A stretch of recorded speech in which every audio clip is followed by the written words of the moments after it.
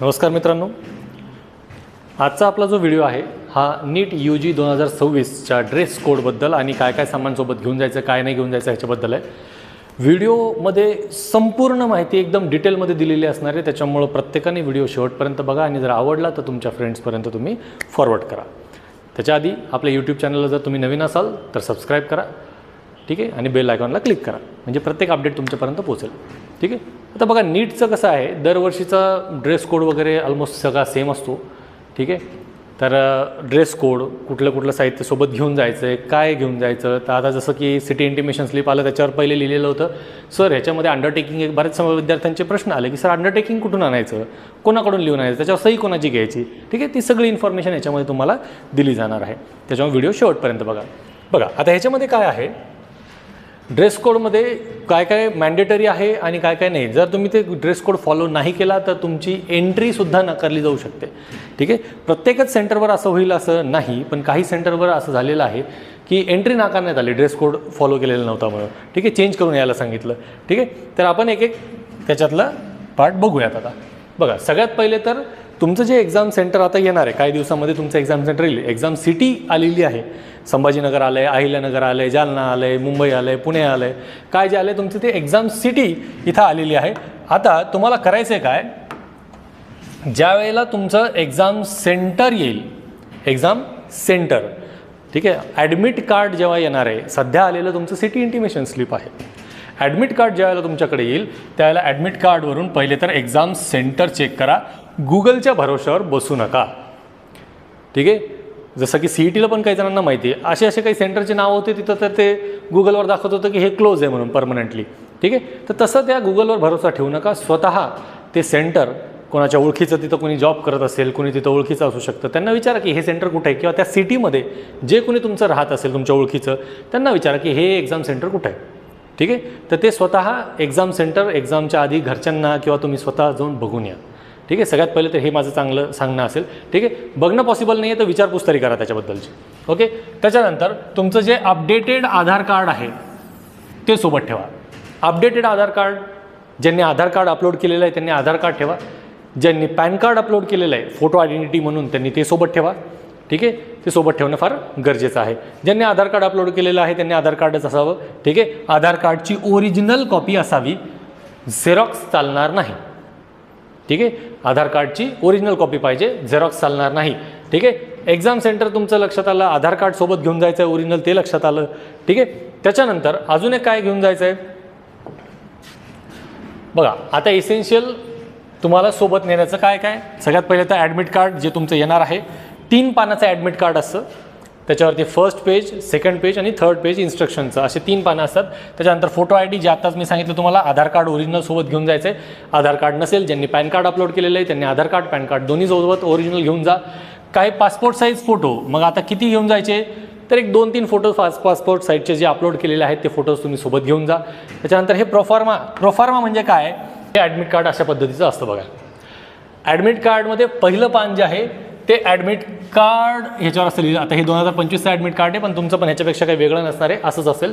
ठीक आहे. ह्याच्यावरती काय असतं, पहिले तर तुमचा रोल नंबर असतो, त्याच्यानंतर कॅन्डिडेट्स नेम, मग जेंडर, कॅटेगरी, तुम्ही पर्सन विथ डिसेबिलिटी आहात की नाही, त्याच्यानंतर इकडं फादर्स अँड मदर्स नेम, त्याच्यानंतर डेट ऑफ बर्थ. ठीक आहे. मग कुठल्या स्टेटमधनं तुम्ही आहात, इथं तुमचा जो अपलोड केलेला आहे तो फोटो असतो. त्याच्यानंतर हे 2 जे आहेत हे 2 QR कोड असतात, एक रोल नंबरचा बारकोड असतो आणि एक QR कोड असतो. या फोटोच्या खाली तुम्ही अपलोड केलेली सही असते. ठीक आहे. त्याच्यानंतर इथं एक्झाम पॅटर्न म्हणजे तुम्ही एक्झामचं मीडियम कोणतं सिलेक्ट केलेलं आहे, तुमची परीक्षा कोणत्या तारखेला आहे, तुमचा रिपोर्टिंग टाईम काय आहे, एक्झामचा टाईम काय आहे, हे सगळं याच्यामध्ये दिलेलं आहे. ठीक आहे. त्यानंतर इथं येतं एक्झाम सेंटर. ठीक आहे. एक्झाम सेंटर तुमचं जे एक्झाम सेंटर आलेलं आहे त्याचा पूर्ण पत्ता आणि त्याचा ॲड्रेस इथं असतो. ठीक आहे. हे झालं तुमचं ॲडमिट कार्डचं पेज 1. आता जे अंडरटेकिंग, जो प्रोफार्मा मी आत्ता जे सांगत होतो तो प्रोफार्मा सुरू होतो बघा इथून, सेल्फ डिक्लेरेशन, आणि याला अंडरटेकिंग म्हटलं जातं. याच्यात सेल्फ डिक्लेरेशनमध्ये काय करायचं असतं, असे हे 3 बॉक्सेस येतात. या बॉक्समध्ये इथे जो फोटो तुम्ही अपलोड केलेला आहे तो पासपोर्ट साईज फोटो पेस्ट करायचा असतो. ठीक आहे. आता तुमचा पासपोर्ट साईज जो फोटो तुम्ही पेस्ट केलेला, जो अपलोड केलेला आहे, तो जर इथं पेस्ट होत नसेल तर काही मुलं म्हणतात सर पेजच्या खाली चाललंय, काय करायचं. बघा, या एवढ्या बॉक्समध्ये तुमचा फोटो असा जरी पेस्ट झाला तरी कोणाला काही त्याच्यामध्ये प्रॉब्लेम नसतो. ठीक आहे. त्याच्यामुळे ह्याच्यामध्ये फक्त काय, याच्यावरचं जे तुमचं नाव आहे, इथं बघा कसं असतं, इथं ह्याच्यामध्ये विद्यार्थ्याचं नाव असतं इथे, या केसमध्ये इथे. ठीक आहे. हे विद्यार्थ्याचं नाव असतं आणि त्याच्यानंतर पुढे तिथं ते कोणत्या गावचं, त्याचा ॲड्रेस काय आहे ते दिलेलं असतं. त्याच्या खाली तुम्ही कुठेही तो फोटो पेस्ट करू शकता. ओके. त्याच्यानंतर ह्या जो दुसरा बॉक्स आहे, या दुसऱ्या बॉक्समध्ये तुम्हाला तुमच्या लेफ्ट हँडचं थंब इम्प्रेशन, ठीक आहे, तुमच्या डाव्या हाताचा अंगठा इथं थंब इम्प्रेशन तुम्हाला द्यायचं असतं. ठीक आहे, लेफ्ट हँडचं. आणि इथं जे आहे, इथं तुम्हाला तुमची सिग्नेचर करावी लागते, पण ती सिग्नेचर तुम्ही इन्व्हिजिलेटरच्या समोरच करायची असते, घरून करून नाही घेऊन जायचं. आता घरून काय काय करून जायचं असतं, हा फोटो पेस्ट करायचा, इथं अंगठा द्यायचा, लेफ्ट हँडचं थंब इम्प्रेशन द्यायचं, सिग्नेचर मात्र इन्व्हिजिलेटरच्या समोरच करावी लागते. ठीक आहे. त्याच्यानंतर आता प्रोफॉर्मामध्ये बघा एक दुसरं पेज असतं. हे दुसऱ्या पेजवर जो पोस्टकार्ड साईजचा 4x6 इंचेसचा जो फोटो तुम्हाला काढायला सांगितलेला होता, तुमच्या पासपोर्टलाच एनलार्ज करून जो फोटो बनवायला सांगितला होता, तो पोस्टकार्ड साईज फोटो इथे तुम्हाला पेस्ट करायचा. ठीक आहे. पोस्टकार्ड साईज फोटो याच्यामध्ये पेस्ट करायचा. ठीक आहे. आणि त्याच्यानंतर हे जे आहे, ही इन्व्हिजिलेटरची सही असते, ती तिथंच केली जाते. आणि इथलची जी तुमची सही आहे ही सुद्धा तिथेच करावी, घरून करून नेऊ नका. असे 2 ॲडमिट कार्ड तुमचे ज्यावेळेला येतील त्यावेळेला 2 ॲडमिट कार्ड तुम्ही बनवायचे. ठीक आहे. आणि रेडी ठेवायचे. याच्यातलं ॲडमिट कार्डमधलं एक तिसरं पेज जे असतं ते इन्स्ट्रक्शन्सचं असतं. तेच इन्स्ट्रक्शन्स आहेत जे आता मी तुम्हाला सांगतोय. ठीक आहे. हे तर मी आता सांगितलं, प्रोफॉर्माबद्दल आता तुम्हाला मी माहिती दिली. आता अजून काय काय आयटम्स कोणकोणते अलाउड आहेत ते बघा. एक ट्रान्सपरंट वॉटर बॉटल, तुम्हाला उगं वाटतंय म्हणून थंड पाणी प्यावं म्हणून ती इन्सुलेटेड बॉटल ती चालत नाही, बाहेरच फेकून द्यावी लागते. ठीक आहे. याच्यामध्ये इथं तुम्हाला काय काय अलाउड आहे ते सांगतो मी. तर सगळ्यात पहिले जर पाण्याची बॉटल तुम्हाला वाटतं आपल्याला पेपर लिहिताना तहान लागू शकते, 3 तासाचा पेपर आहे, त्याच्या आधीच तुम्ही रिपोर्टिंगला जाणार आहात, त्याच्यामुळे ही पाण्याची बॉटल पण ती ट्रान्सपरंट असावी आणि त्याला कुठल्याही प्रकारचं लेबल नसावं, ती पाण्याची बॉटल तिथं अलाउड आहे. ठीक आहे. तुमचे एक्स्ट्राचे फोटोग्राफ, पासपोर्ट फोटो आत्ता सांगितलं तुम्हाला तसं, ॲडमिट कार्ड आणि सेल्फ डिक्लेरेशन फॉर्म आत्ता तुम्हाला सांगितलं तो. त्यानंतर जर समजा तुम्ही पर्सन विथ डिसॅबिलिटी आहात, ठीक आहे, तर तुम्हाला स्क्राईब जर तुम्ही अप्लाय केलं असेल, ज्याचं चालू होतं आता मागं विंडो, की ज्यांना पेपर लिहिण्यासाठी स्क्राईबची गरज आहे, त्यांचं इथं तुम्ही अपडेट करू शकत होते. तर ज्याला अलाउड आहे त्याला PWDचं सर्टिफिकेट आणि स्क्राईबच्या डॉक्युमेंट्स तुम्हाला तिथं घेऊन जावे लागतील. ठीक आहे. एवढं तुम्हाला अलाउड आहे. आता त्याच्यानंतर काय काय अलाउड आहे दोघांसाठी, मेन अँड वुमेन म्हणजे मेल कॅन्डिडेट आणि फिमेल कॅन्डिडेट, त्यांच्यासाठी जीन्स किंवा साध्या पॅन्ट या अलाउड आहेत. फक्त हे अशा ज्या काय असतात डेकोरेटिव्ह जीन्स या अलाउड नाहीत. ठीक आहे. पॅन्ट मुलांनी देखील कुठल्याही जास्त प्रिंटेड पॅन्ट वगैरे वापरू नये. याच्यापेक्षाही सिंपल तुम्हाला सांगतो, तुम्ही जर समजा तुमच्या ज्या ट्रॅक पॅन्ट असतात, ठीक आहे, ज्या ट्रॅक पॅन्ट असतात त्या ट्रॅक पॅन्ट तुम्ही घालून गेले तर एकदम उत्तम. त्याला कुठलेही जास्तीचे खिसे नसावेत. ठीक आहे. जास्तीचे खिसे किंवा त्याला जर बटणं असतील जास्तीचे, ते बटणं कापून टाकले जातात, काढून घेतले जातात. ठीक आहे. त्याच्यामुळे आपली नाईट पॅन्ट एकदम ओके. ठीक आहे. काही प्रॉब्लेम नाही. टी शर्ट जे आहेत प्लेन टी शर्ट घालाव्या कुठलाही.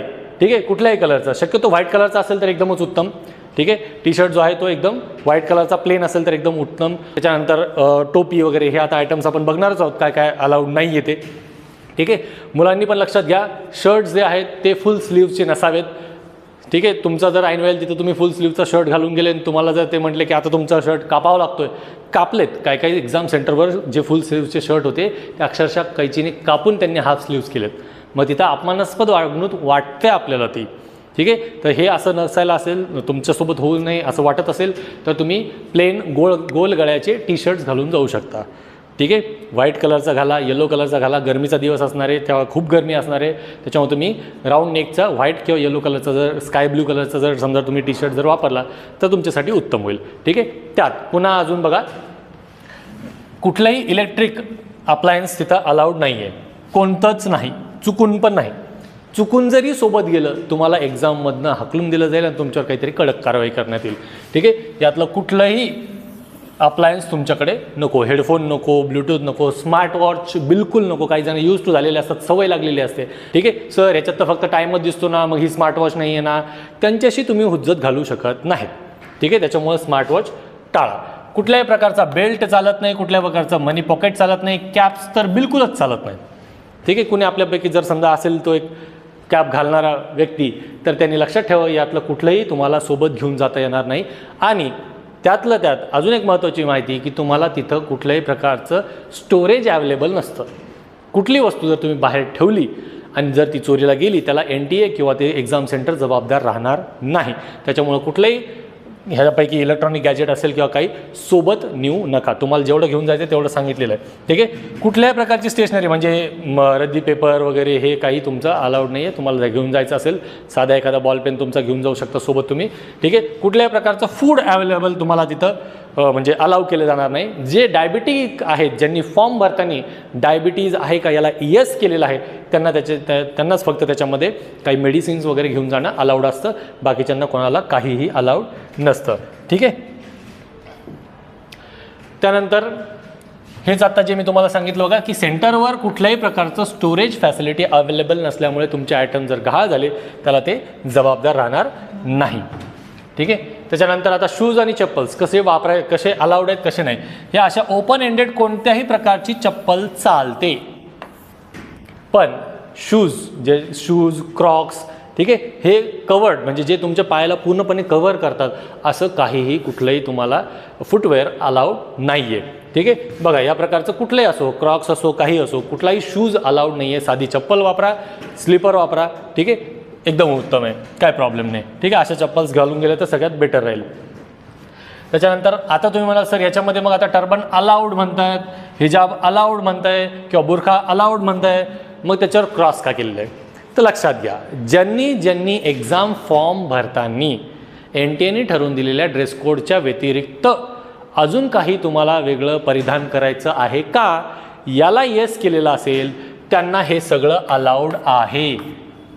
पण ह्याच्यासाठी तुम्हाला कमीत कमी एक्झामच्या रिपोर्टिंगच्या 1 तास आधी तिथं जाऊन त्यांना त्याचं रिपोर्ट करावं लागतं. इथं दिलं बघा 1 hour early for the frisking. ठीक आहे, जर तसं येस केलेलं असेल तर तुम्हाला ते अलाउड आहे, अन्यथा तुम्ही ते सगळं बाहेर सोडून तुम्हाला पेपरला जावं लागेल. ठीक आहे, तर हे एक लक्षात असू द्या. त्यानंतर तुमचा जो पेपर असेल त्याचा जो रिपोर्टिंग टाईम आहे तो जर समजा 10:30चा असेल, 10:30पासून सुरुवात होते 1:30 वाजेपर्यंत. आता हे जे पूर्ण इन्स्ट्रक्शन्स आहेत हे पुन्हा आपल्या ॲडमिट कार्डवर ज्या वेळेला नवीन ॲडमिट कार्ड येतील त्याच्यावर असणारच आहे. पण तरी दरवर्षीच्या मानाने तुम्हाला सांगतो 10:30ला रिपोर्टिंग सुरू होतं, 1:30 वाजेपर्यंत गेट क्लोजर टायमिंग असतो. ठीक आहे, त्याच्या आधी.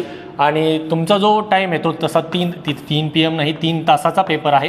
ठीक आहे, 2 ते 5 जर पेपर असेल तर 5 वाजेनंतर पेपर कलेक्ट केल्यावर सगळ्यांची काउंटिंग होईल, मगच तुम्हाला एक्झाम सेंटर सोडता येईल.